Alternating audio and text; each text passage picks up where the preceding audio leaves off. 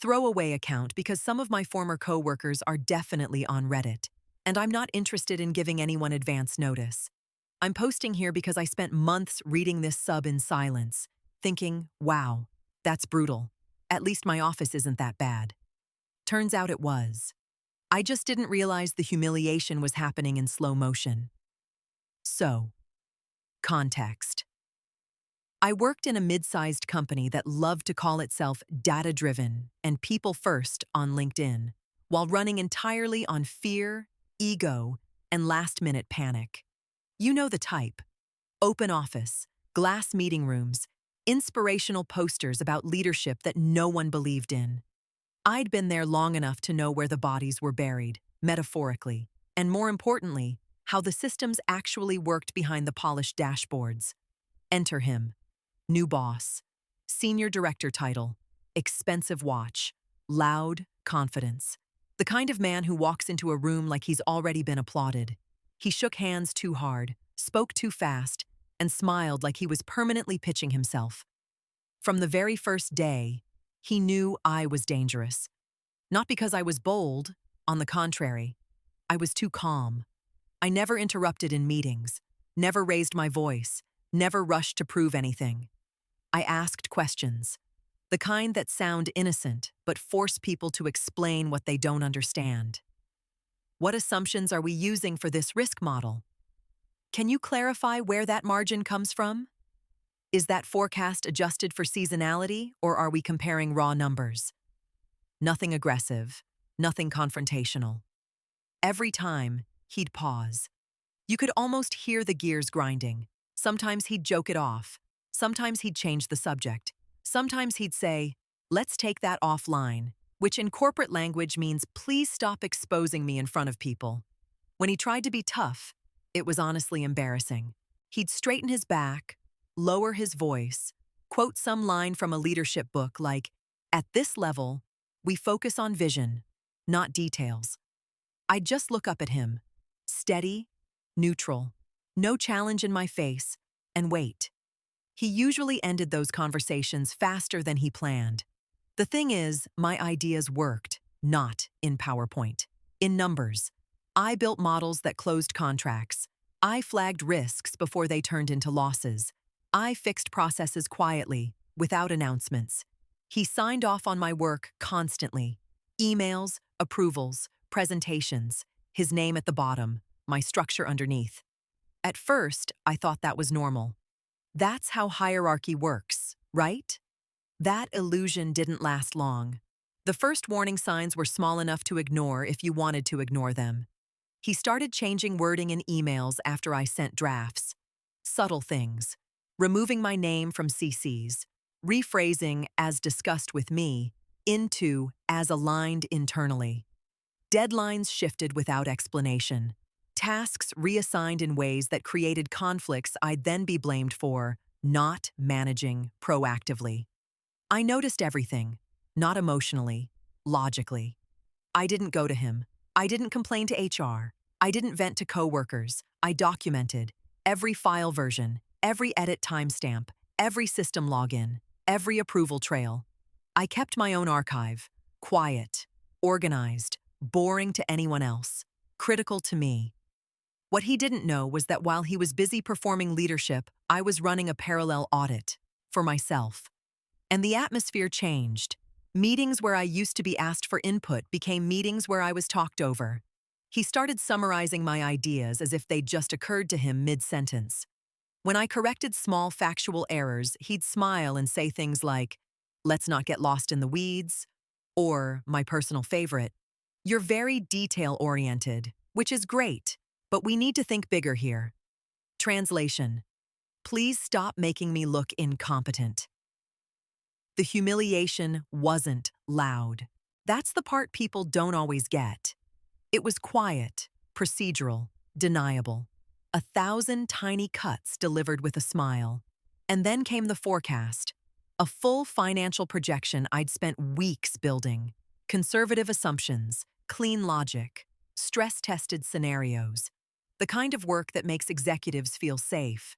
He took it, changed the key figures, adjusted risk buffers, simplified assumptions. made it more optimistic. Then he sent it to headquarters under his name. They saw the mistakes immediately. Errors so basic, they looked like they'd been made by an intern. An hour later, my phone rang. He didn't even come himself. "You're fired," he said. "Your belongings will be delivered." I listened, calmly, and replied just as calmly, "In a week, you'll be explaining where 300 million went." That was the moment everything shifted. But that comes later. I didn't cry when he fired me. That's the first thing everyone expects, right? Tears, shock, a breakdown in the bathroom.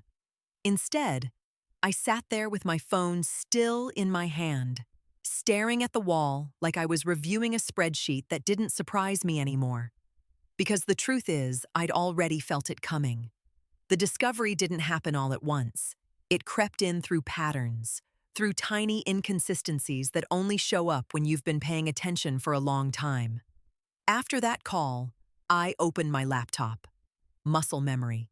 Same routine as every morning. Except this time, half my system access was gone. CRM locked, shared drives restricted, forecast folders temporarily unavailable. Temporarily. Sure. I laughed out loud at that point. Not because it was funny, but because it was so on brand. He hadn't just fired me, he'd erased me. Or at least, he thought he had. That's when I saw it. An email thread forwarded to the executive team. Subject line: Revised Financial Outlook, Q3, Q4. His name as the author. My model attached, or rather, what used to be my model. I opened it. And there it was, the humiliation, neatly formatted in corporate font, my structure, my logic, my formulas, except twisted just enough to be wrong. Risk coefficients flattened, sensitivity analysis gutted, contingency buffers removed like they were optional accessories. Anyone who actually understood finance would see the problem instantly.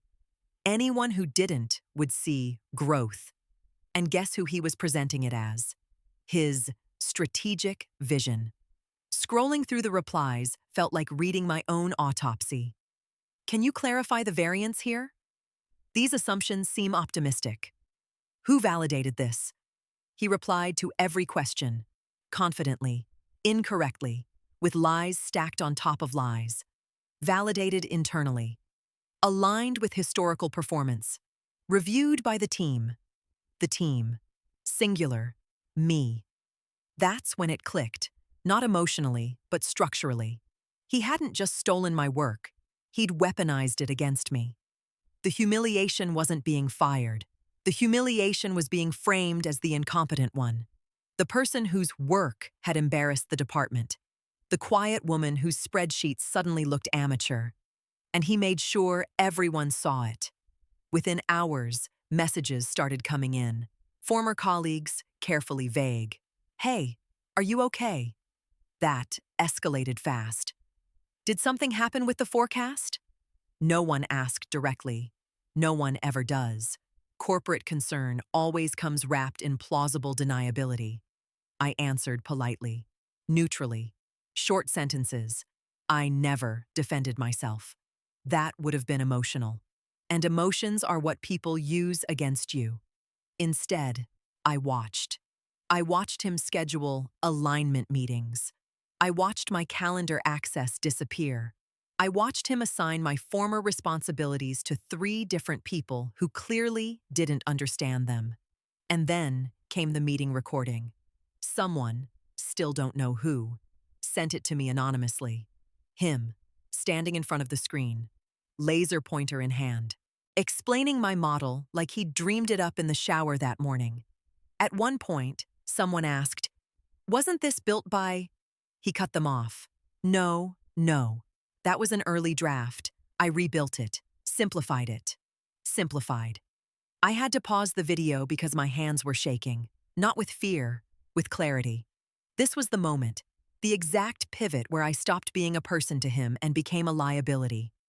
The arrogance wasn't loud. It was smug, casual, the kind that assumes no one will ever check the logs. That's the thing about people like him. They lie constantly, but they lie lazily. They believe authority replaces evidence. It doesn't. I pulled up my archive, file histories, version comparisons, edit timestamps that showed precisely when the numbers were changed, and by which account. His account. I didn't feel angry yet. That came later. What I felt first was something colder, recognition. This wasn't personal. This was procedural violence, a system designed to erase contribution and punish competence when it threatens hierarchy. And for the first time, I understood the scale of what he'd done. He hadn't humiliated me by accident. He'd done it deliberately, quietly, and with a smile, assuming I'd disappear. That assumption was his first real mistake. People imagine confrontations as loud, raised voices, slammed doors, someone finally saying the thing everyone's been thinking. That's not how it happened. It was quieter than that. Worse than that. The confrontation came 3 days after I was fired, and it didn't start with me reaching out. It started with him making a mistake. He emailed me. Not directly, of course. That would imply acknowledgement. He forwarded a message chain to the wrong address, mine, probably out of habit, probably because for months I'd been the invisible infrastructure behind his work. The subject line, clarification needed, urgent. I read it slowly. Headquarters was asking for supporting documentation, audit trails, assumption justifications, version history. The boring stuff executives suddenly care about when numbers stop making sense. He replied first, confidently. We'll provide. The model was developed internally and iterated over several months. Several months. Interesting choice of words. 10 minutes later, another email arrived, this time addressed to me directly. Can you jump on a quick call? No greeting, no apology, just expectation. I waited an hour before replying. Sure, let me know the time. I didn't say happy to help. I didn't say, of course. I didn't say anything that sounded grateful. Tone matters, especially when someone is used to dominance through urgency.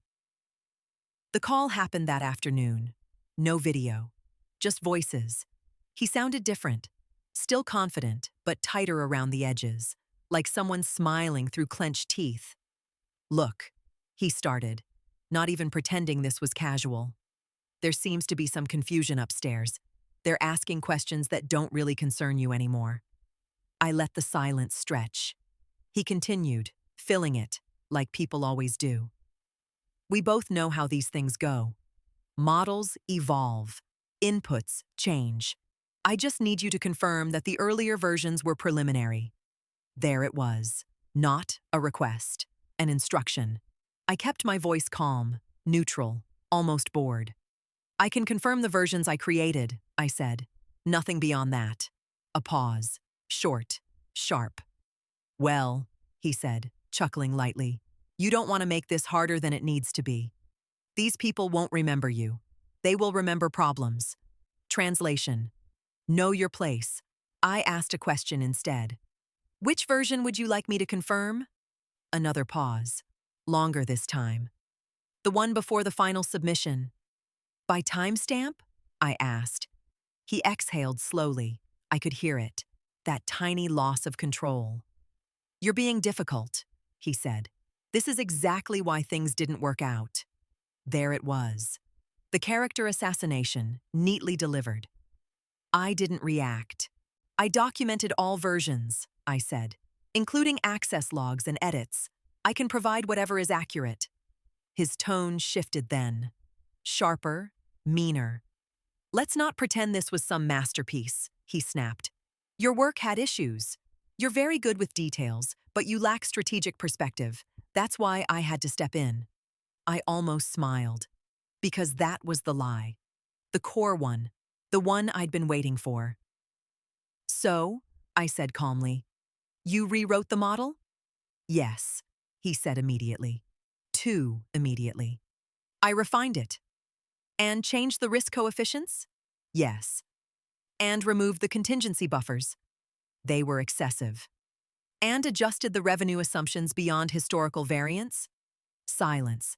I continued gently. Because the system logs show those edits were made after final validation. By your credentials.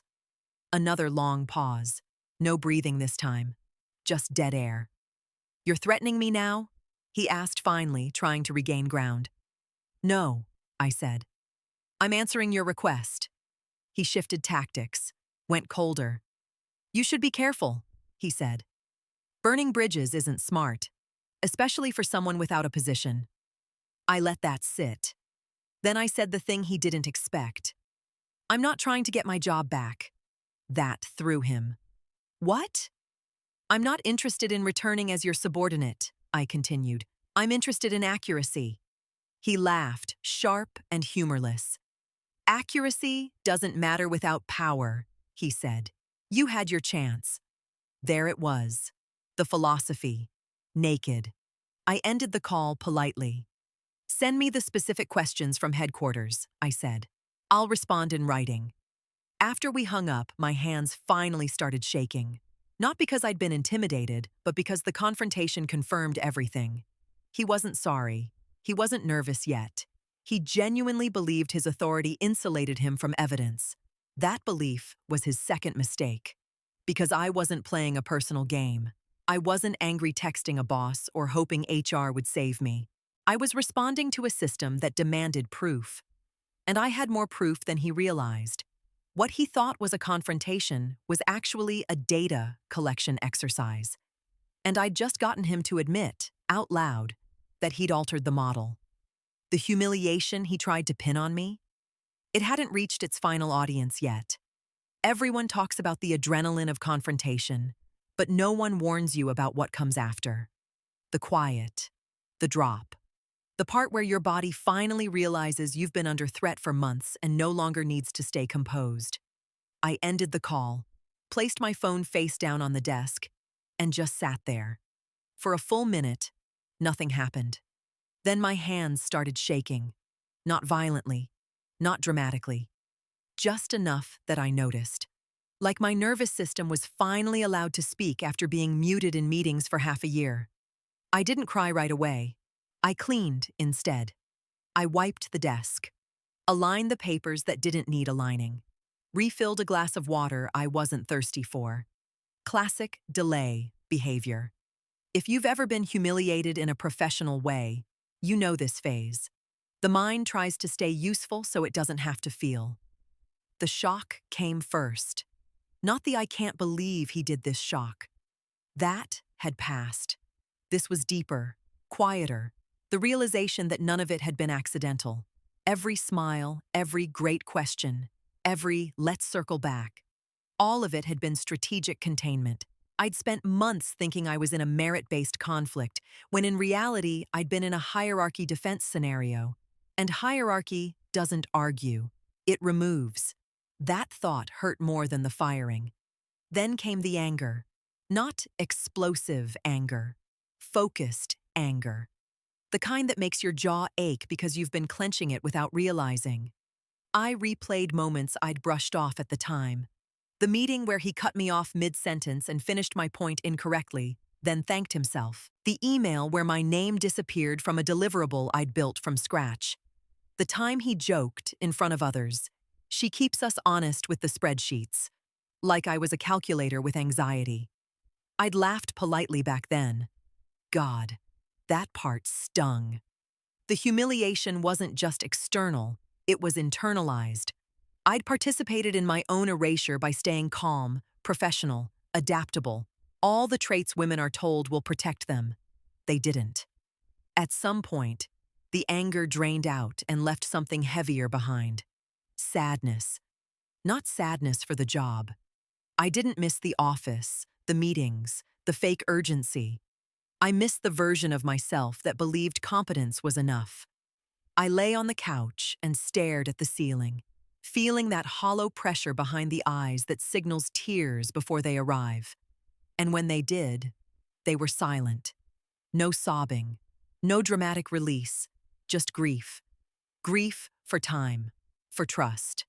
For the part of me that thought being calm meant being safe. I thought about how carefully I'd navigated everything. How I'd avoided office politics, avoided gossip, avoided alliances. How I'd told myself, systems matter more than personalities. Turns out, systems are built and controlled by personalities. That night, I barely slept. My brain ran simulations instead of dreams. Every scenario branching into another. What if I did nothing? What if I fought publicly? What if I walked away? By morning, the sadness had shifted again. Acceptance. Not the passive kind, the clear-eyed kind. I accepted that I had been humiliated, professionally, deliberately, systematically. And this part surprised me. Accepting that didn't make me weaker. It made everything sharper. Once you stop arguing with reality, you can start responding to it. I opened my laptop again, not to prove anything to myself. I already knew the truth. I opened it to organize. I structured the archive, cleaned the timelines, mapped edits to consequences. As I worked, my emotions settled into the background, not gone, just no longer in control. That's when it clicked. He had tried to humiliate me by making me small. Instead, he'd reduced the situation to data, and data is where I'm strongest. By the end of the day, I wasn't sad anymore. I wasn't even angry. I was ready. Not to lash out, not to expose him emotionally, not to win in a dramatic way. I was ready to let the system do what it always does when presented with clean evidence, correct itself. And for the first time since the call, I slept. The morning I made my decision, nothing dramatic happened. No phone call, no breakthrough email, no cinematic realization in the shower. Just coffee, sunlight on the kitchen counter, and a quiet understanding that I needed to choose where this would be decided. That was the real choice. Not whether to fight, but on whose terms. I'd spent weeks reacting to his moves, documenting his interference, absorbing the humiliation like it was part of the job description. But now, the board was different. I was no longer an employee. I wasn't bound by optics, performance reviews, or the unspoken rule that says you should be grateful for the chance to be ignored. I had leverage, not emotional leverage, structural leverage. By noon, headquarters sent the formal request, a polite, neutral email from internal controls. No accusations, no drama, just questions. They wanted clarification on version ownership. They wanted validation logs. They wanted to understand how a forecast that passed review had suddenly failed basic checks. I replied once, "I can provide a full audit trail. Please advise on format." That was it. No commentary, no narrative, just compliance. They responded within minutes. By the end of the day, I had a secure upload link. This is the part people don't talk about when they fantasize about revenge. It isn't satisfying in the moment. It's methodical, lonely, almost boring. I didn't upload everything at once. I structured it like a system report. Original model, time-stamped. Approved version, time-stamped. Post-approval edits, time-stamped, with user credentials. Email confirmations showing final validation. Access logs proving I no longer had permissions when the changes were made. No adjectives, no opinions, just sequence. Then I waited. 2 days later, I got another email. Would I be available for a call? This time, the tone was different, respectful, careful. The call included 3 people. None of them were him. They asked me to walk through my process. I did. Calmly, clearly, without once mentioning how I'd been treated. They didn't ask about office dynamics. They didn't care about feelings. They cared about exposure. At the end of the call, one of them said, "Thank you. This is very helpful." Helpful. Not emotional. Not validating. Perfect. An hour later, I received a contract. Temporary. Independent. Internal investigation consultant. Same company. Different side of the table. I accepted without negotiating the title. Titles are cosmetic. Access isn't. The first day I logged in under my new credentials, I could see everything. Every override, every approval, every rushed decision masked as confidence. He didn't message me. He didn't call. He pretended I didn't exist until the meeting invite appeared on his calendar. Mandatory. Subject line. Forecast review. Internal controls. I wasn't there to humiliate him. I didn't need to. The system would do that on its own. What surprised me most wasn't how easily I stepped into the role. It was how light I felt doing it. I wasn't trying to reclaim my place. I was building a new one. That night, I wrote a resignation email I'd never send. Not to him. To the version of myself that thought staying silent was the same as staying safe. I didn't need to move on. I had already moved up, just not in the direction he controlled. And for the first time, the outcome wasn't about me anymore. It was about accountability, which is always more dangerous than anger. I didn't watch him fall. That's something people always ask when I tell a shortened version of this story. Did you see his face? Did he panic? Did he try to explain himself? No. And that's important. Because this wasn't a story about a dramatic takedown. It was about something much quieter, something the system remembers long after emotions fade. By the time the final report was issued, his name appeared only in footnotes. Not accusations, not conclusions, just facts. Unauthorized modification, post-validation. Deviation from approved risk framework. Material exposure resulting from undocumented overrides. No adjectives, no blame language, just consequences. He was removed from the project first, then from the role, then, eventually, from the company. Not because anyone wanted revenge, but because he became indefensible. That's how real accountability works. It doesn't shout, it isolates. I finished my contract 3 weeks later, on time, clean exit, no goodbye emails, no speeches. I logged out for the last time and closed my laptop like I was closing a completed task. And then something unexpected happened. Nothing. No wave of triumph. No sense of victory. No urge to tell everyone I'd been right. What I felt instead was alignment. The humiliation had lost its weight. Not because it never happened, but because it no longer defined the narrative. For a long time, I'd believed that staying calm meant staying neutral. That if I didn't react, I'd be spared. I was wrong. Silence doesn't protect you in broken systems. It just delays the damage. What protects you is documentation, structure, memory. I learned that organizations don't respond to pain. They respond to risk. They don't correct injustice. They correct exposure. Once I understood that, everything changed. If you're reading this because you're being quietly humiliated at work, not screamed at, not openly abused, just erased, here's what I wish someone had told me earlier. Pay attention to patterns, not apologies. Save everything. Even the boring stuff. Especially the boring stuff. Never assume competence threatens incompetence emotionally. It threatens it structurally. And most importantly, don't try to win with emotion against people who operate without it. Win with systems. I didn't raise my voice. I didn't beg. I didn't explode in a meeting. I asked questions. I kept records. I waited. And when the moment came, I didn't need to prove who I was. The system did it for me. That's the part no one warns you about. When you stop playing the humiliation game, you don't just survive it. You exit it entirely.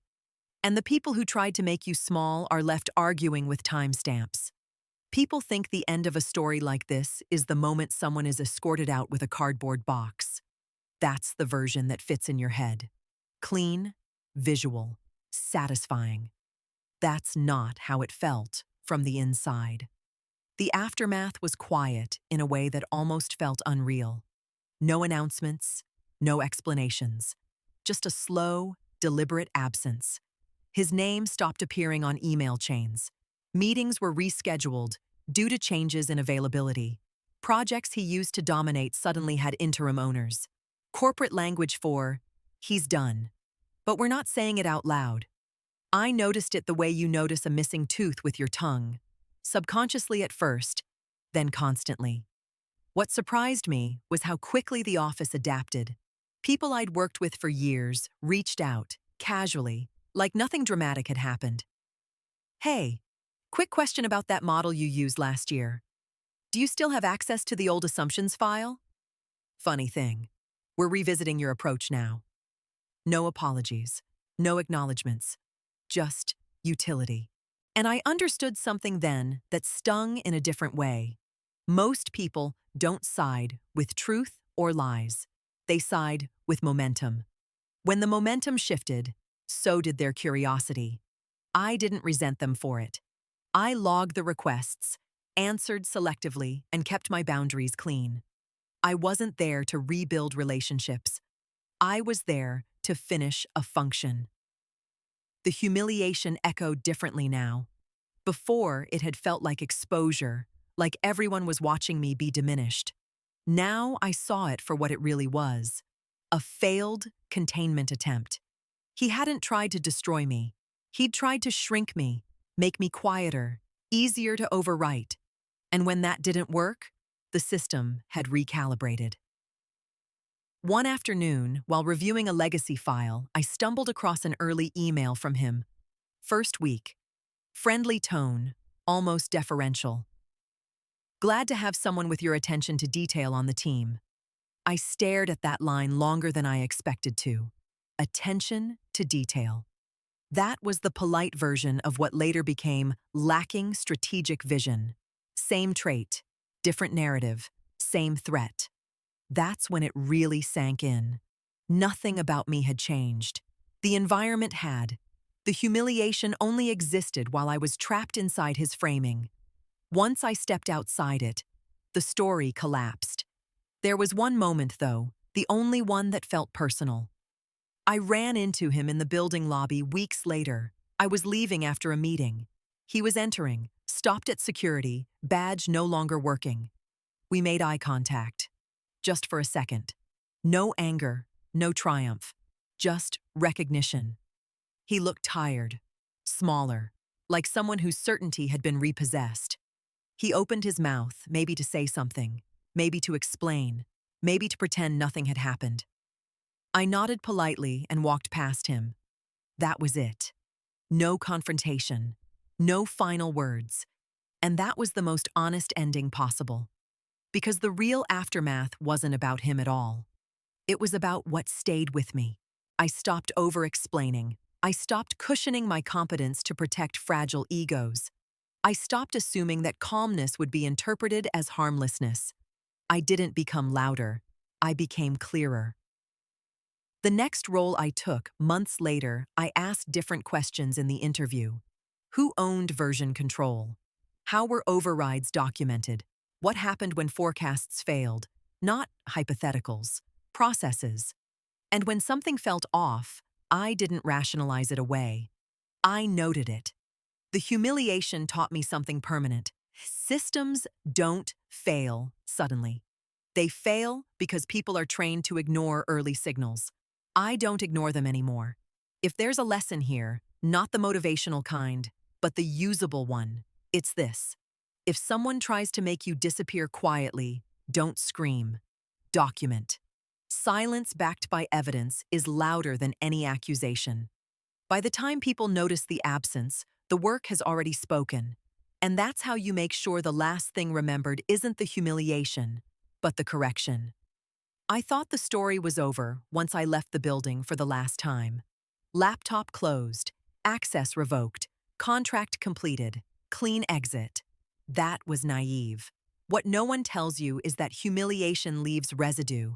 Not the obvious kind, not bitterness or paranoia, but a low-level recalibration of how you move through the world. It showed up in small, inconvenient ways. The first time I joined a new team meeting months later, I noticed how quickly I scanned the room. Who interrupted whom? Who summarized whose ideas? Who took credit with a laugh that landed a second too late? I hated that I noticed. I hated even more that I was right to. When someone said, "Let's keep this high level," my shoulders tightened before my mind caught up. When someone reframed my point without acknowledgement, I felt the old muscle memory kick in. The urge to go quiet, to observe, to document instead of engage. That was the residue. Not fear, awareness. The thing about awareness is that once you have it, you don't get to return it. I tested myself constantly in that period. Am I being cautious or am I shrinking? Am I documenting because it's smart or because I don't trust anyone anymore? The answers weren't clean. One afternoon, a colleague, smart, well-meaning, joked during a review, "We'll let you be the numbers police." The room laughed. A year ago, I would have smiled, played along, filed it under harmless.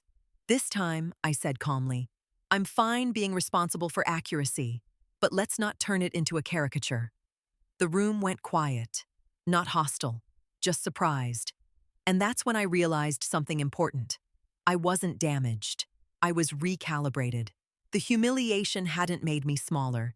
It had made me less willing to disappear for other people's comfort. There were nights, though, when the anger resurfaced without warning. Not about him, he barely registered anymore, but about how close I'd come to being erased without anyone noticing. I'd replay that firing call in my head sometimes, not because it hurt, but because of how casual it was. "You're fired. Your belongings will be delivered." No explanation, no accountability, just procedural dismissal. It bothered me because it could have worked if I hadn't documented, if I hadn't trusted systems more than stories, if I'd tried to win by being likable instead of being precise. That thought scared me more than the humiliation itself. So I changed how I worked. I stopped relying on verbal alignment. Everything important went into writing. I stopped assuming good intent where incentives were misaligned. I stopped accepting vague authority without traceable ownership. Some people found that intense. Others called it refreshing. I didn't care which one it was. What surprised me most was how often people deferred once the rules were explicit. Not because I was dominant, but because clarity leaves little room for performance. That's when the residue started to fade. Not disappear, fade. It turned into something useful, a kind of internal early warning system, a sensitivity to power disguised as process, to confidence unsupported by evidence. I stopped seeing my past humiliation as a wound and started seeing it as training. Unpaid, unrequested, effective. I never told this story at work. Not directly. I didn't need to. The habits spoke for themselves. And when someone asked me once, half-jokingly, "Wow, who hurt you?" I answered honestly, "A system that confused authority with accuracy." They laughed. I didn't. Because by then, I understood something most people don't until it's too late. What breaks you isn't the humiliation itself.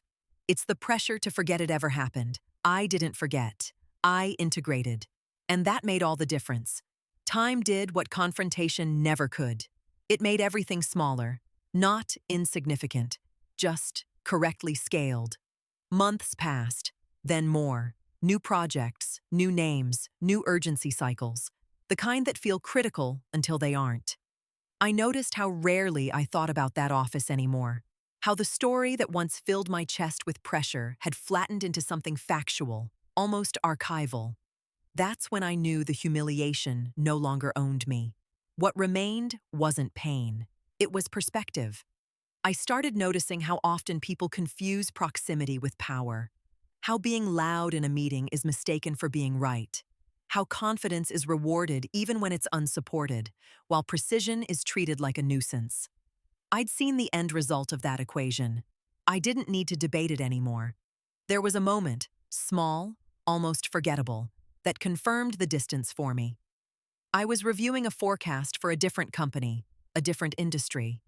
The numbers looked good at first glance. Clean charts, strong narrative, executive ready. Then I dug in. Overrides without documentation. Assumptions copied forward without revalidation. Risks acknowledged verbally but absent in the model. I flagged it. The room went quiet in that familiar way. Someone said, "We've always done it like this." Another added, "Let's not overcomplicate." Old echoes. I didn't argue. I didn't push emotionally. I didn't reference past experience. I just asked, who owns the downside if this fails? Silence. Then someone said, we should probably revisit the assumptions. And just like that, the meeting shifted. No humiliation, no tension, no threat. That's the power of distance. You stop needing the outcome to validate you. You let the process speak. Later that day, I realized something else. I no longer felt the need to warn people, or save them, or prove anything preemptively. If someone wanted to build a fragile system, they could. I wasn't responsible for preventing every collapse, only for not being buried under one again. That was freedom. I stopped replaying conversations in my head, stopped wondering what I should have said, stopped checking old files to reassure myself I hadn't imagined things, because the truth had already survived without my constant attention. There's a strange peace that comes when you accept that not everyone learns from consequences. Some people simply exit the story, and that's enough. Occasionally, I'd hear updates through the professional grapevine. He'd landed somewhere else, then left, then tried consulting, then disappeared again. No satisfaction came with that information, just confirmation. Patterns repeat when they're not examined. The real distance, though, wasn't from him. It was from the version of myself that believed endurance was the same as strength. I no longer endured. I evaluated. I opted in or out. And that changed everything. If humiliation once felt like being pushed into a corner, distance felt like stepping back and realizing the room was much larger than I'd been allowed to see. I wasn't trapped. I'd just been standing too close to someone else's fear. Once I moved away, the noise faded. And in that quiet, something solid remained. Not revenge, not closure, clarity. The kind that doesn't demand an audience. The kind that lets you walk forward without dragging the past behind you. That's when I understood. The story wasn't ending. It was simply no longer about what was taken from me, but about what I refused to give away again. Authority used to confuse me. Not the formal kind, titles, reporting lines, org charts, but the quiet kind. The kind that decides whose voice gets weight before the sentence is finished. The kind that makes some people explain themselves endlessly while others are believed on instinct. After everything that happened, I started paying attention to how authority actually behaves, and more importantly, what it demands. In my next role, I didn't announce boundaries. I enforced them through structure. I asked for written scope before starting anything. I clarified decision ownership before meetings. I documented assumptions before they became shared understanding. No drama, no speeches, just systems. Some people tested it. They'd say things like, let's keep this flexible, when they meant let's keep this vague. Or, we trust each other here, when they meant don't make me accountable. I smiled and replied, great. Then documentation won't be an issue. That usually ended the conversation. What I realized was this. People who rely on authority as performance hate frictionless transparency. It exposes how little substance sits behind the confidence. And I was no longer willing to negotiate clarity to make someone else comfortable. That was the real shift.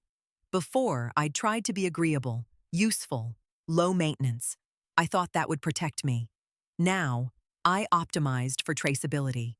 If something went wrong, I wanted the system to answer, not me. One afternoon, a senior lead tried to override a forecast I'd reviewed. Just adjust it, he said. We'll balance it later. I asked one question. Who signs off on the risk if we don't? He laughed lightly. You're very strict. I nodded. Yes. He didn't override it. And that's when I understood something fundamental. Authority isn't taken by force. It's assumed by consistency. People stop pushing when they realize you won't bend quietly. Not because you're aggressive, but because you're predictable. The humiliation I'd experienced taught me what not to trade away. I no longer traded. Clarity for approval, silence for safety, contribution for belonging. If a system required me to be smaller to function, I wasn't interested in being part of it. That didn't make me difficult. It made me expensive, in the best way. Organizations that valued stability valued me. Those that relied on chaos filtered themselves out. And for the first time in my career, I wasn't reacting to power. I was setting conditions. That's what real authority feels like. Not loud, not emotional, not performative. It's quiet. It's the moment people stop asking you to compromise what protects you, because they already know the answer. And I didn't arrive there by demanding respect. I arrived there by refusing to negotiate with systems designed to erase it. One part left. Not a victory lap. Not a moral. Just the final alignment. Where everything that happened finally settles into place, not as trauma, but as instruction. There isn't a moment where everything clicks into a perfect lesson. No final speech. No clean moral you can frame and hang on a wall. What happens instead is quieter. You wake up one day and realize you're no longer explaining yourself. Not internally, not externally. The tension you once carried like a second spine is gone. Not because the past vanished, but because it finally landed where it belonged. In the archive. That's what alignment feels like. I didn't move on from what happened in that office. I integrated it. It became part of how I see systems, how I read people, how I design work, so it can't be quietly repurposed against the person who built it. The humiliation didn't turn me cynical. It turned me precise. I no longer confuse politeness with safety. I no longer confuse silence with strategy. I no longer confuse authority with accuracy. Those distinctions cost me something to learn. I don't forget that. Sometimes I still think about the woman I was at the beginning of this story. Calm, careful, convinced that competence would speak for itself. She wasn't wrong. She was just early. Competence does speak, but only when it's given a system that can hear it. Now, when I walk into a room, I don't scan for threats. I scan for structure. I look at who owns decisions, how information flows, where memory lives. If the answers are vague, I know exactly what that means. And I know what it will cost. So I choose. That's the final correction. Not revenge, not exposure, not forgiveness. Choice. The choice to work in environments where evidence matters more than ego. The choice to build systems that protect contribution, not personalities. The choice to leave early when those conditions don't exist. If you're reading this and wondering whether your quiet competence will eventually be enough, here's the truth I learned the hard way. It will.